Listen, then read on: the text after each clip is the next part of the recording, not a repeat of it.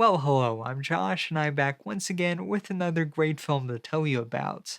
And if you have watched any of my older videos, you may have picked up in the background that I'm a bit of a Beatles fan.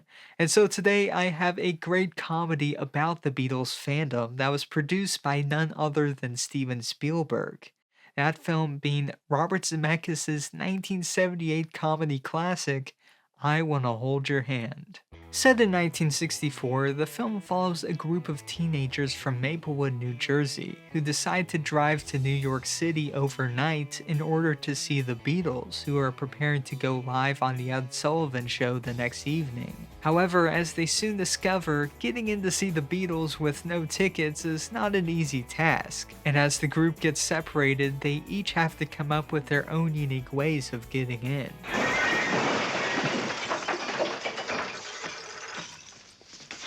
So as I said, this film was directed by Robert Zemeckis, who has since become a major name in Hollywood filmmaking over the past 50 years, between films like the Back to the Future trilogy, Forrest Gump, Romancing the Stone, Castaway, and Polar Express. But this was his first film, which he also co-wrote with his writing partner Bob Gale, who he did most of his early films with, including the Back to the Future series. And on top of that, it's also their first of many collaborations with director Steven Spielberg, who despite being quite close in age, was already very well established as a Hollywood moneymaker, with the success of his TV movie Duel, as well as his blockbuster hits Jaws and Close Encounters of the Third Kind. And that following year in 1979, Spielberg would actually direct one of their scripts himself, that being the madcap World War II comedy 1941, which even reused much of the cast from I Wanna Hold Your Hand. And to get back to I Wanna Hold Your Hand, Zemeckis and Gale do a brilliant job weaving this satisfying and funny narrative with all these crazy teenagers trying to get in to see the Beatles. And the film clearly takes major inspiration from films like American Graffiti, which also follows a group of teenagers through a pivotal point in their lives, while being set against a soundtrack comprised solely of jukebox music, in this case early Beatles tunes, rather than a traditional score. And so this meant that getting the rights to the Beatles' early catalog was integral to the film being made, something the studio was initially a bit worried about, along with the fear that their portrayal of the Beatles could potentially bring lawsuits. I mean, there's nothing really objectionable in the film regarding the Beatles. If anything, it's really more about how crazy their fandom was, mixing true stories and urban legends of different things Beatles fans were reported to have done, such as digging up grass and cutting out carpet squares where the Beatles walked on, and just stories of fans sneaking in and out of their hotel rooms and homes, hence the song She Came In Through the Bathroom Window. But there was still some concern of a lawsuit until one of the studio heads decided, well, if we get sued, we will be the ones who brought the Beatles back together, and we'd have the story rights to that. And though the film is certainly a fun time for everyone, Beatles fans will of course get an especially big kick out of it, as you get to see some of the crazy Beatles memorabilia that was made to capitalize on Beatlemania. Probably my favorite being the Beatles official talcum powder as used by Eddie Deezen's character Ringo Klaus. And as Bob Gale confirmed in the commentary, a majority of the props you see in the film were real and were loaned out from Beatles fans. And it's the little details like this that add up together to really make this film stand out. In fact, it's sort of become a signature of their films to always be filled to the brim with little throwaway gags and callbacks that you may not even notice on your first viewing. For instance, the first shot of this film shows the marquee of the Ed Sullivan Theater being put up.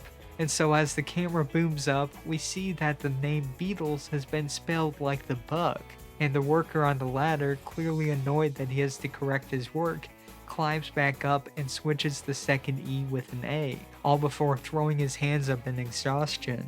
A hilarious little gag that could have easily been left out, but does a great job at priming the audience for the type of humor they're going to see, where you have the height of Beatlemania coming up against the people who just see it as a fad and have no idea what's coming. And another great touch they add to this film is that we never actually see the faces of the Beatles in person.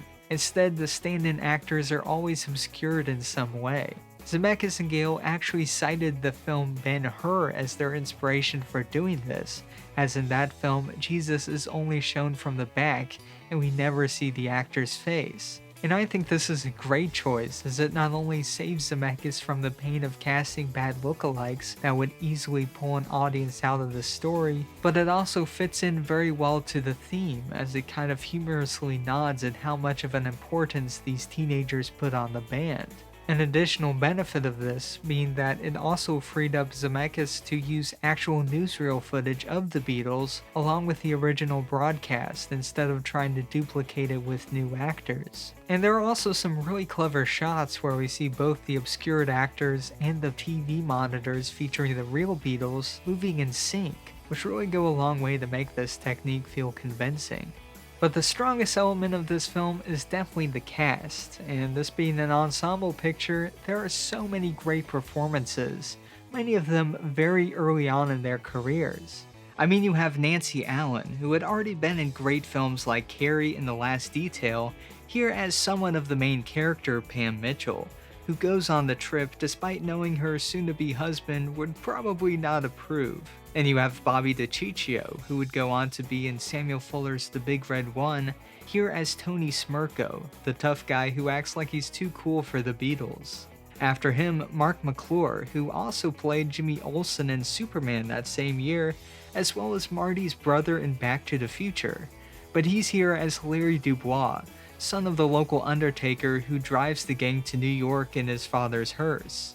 Next, you have Susan Kendall Newman, real-life daughter of actor Paul Newman, here as Janice Goldman, the student activist of the group who sees the Beatles as just the distraction from the real artists like Bob Dylan and Joan Baez. Did you ever listen to the words? You ought to try listening to the words sometime. And before appearing in the Scorsese classic Raging Bull, Theresa Saldana is also great as student reporter Grace Corrigan, who sees an interview with the Beatles as her next big break. And then there's Wendie Jo Sperber, who Back to the Future fans may recognize as Marty's sister, but she's here as the hilarious and extreme Beatles fan Rosie Petrovsky, who's willing to do anything to meet them and, quote, marry Paul. But she really meets her match when she comes up against Eddie Deezen's insanely memorable Richard Klaus, who calls himself Ringo. Deezen manages somehow to embody the most annoying aspects of every fandom while being so ridiculous you can't help but laugh. The best part of his pairing with Wendie Jo Sperber is that you can see that even she, who is crazy enough to jump out of a moving car, starts to get weirded out by Deezen's unyielding devotion to the Beatles, insisting that if she became his girlfriend, she'd be betraying her true love, Paul McCartney. He's a Beatle, it's just different. Yeah, I get it. You're just like all the rest. You're in love with the Beatles so somebody better comes along, huh? And the film also has classic character actor Dick Miller, Ed Sullivan impersonator Will Jordan, and even famous disc jockey Murray the K, playing himself, who was an early supporter of the Beatles on his radio show. It was actually broadcasting there at the Plaza Hotel back in '64 before accompanying the band backstage at the Ed Sullivan Show. But probably my favorite cameo has to be that of Newt Arnold as the barber. Arnold was actually the first assistant director and had worked on classics like The Godfather Part 2 and Sorcerer. But when the original actor for the barber didn't show up, he made use of his own SAG card and stepped in. And he just plays it perfectly, and his real eye patch just adds so much personality to the barber. That's something? Mm-hmm. All right, then go to work. So as you can see, this film is not only hilarious, but there is so much attention to detail that it really makes the period come alive. The script is incredibly well put together, filled to the brim with snappy dialogue and clever callbacks, making sure that every setup is given a satisfying payoff by the end. And though the film isn't quite as polished as their later work would be, the fact that this is Robert Zemeckis and Bob Gale's first film just instills it with this crazy energy that's hard to find anywhere else. So if you like to watch I Wanna Hold Your Hand, it's sadly not available to rent or buy anywhere on streaming.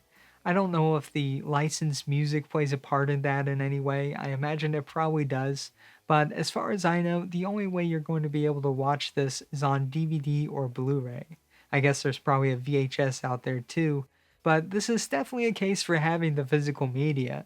Thankfully, several years ago, this film was released on a very nice Blu-ray from the Criterion Collection, which is well worth it for the special features alone. I mean, it includes not only Zemeckis' first short films along with his commentary track with Bob Gale, but it also includes brand new interviews with actors Nancy Allen and Marc McClure, along with a conversation between Zemeckis, Gale, and Steven Spielberg, which is really cool as they share some stories that even Spielberg had never heard. So this disc is very well worth your time picking up if you're interested.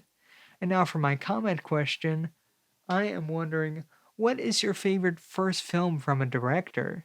There have been a lot of great breakout films made over the years, and one of the things I love about these first times out is that they often give pretty good indications of what's to come from these filmmakers in the future, so we get to witness their steady progression into who they are today.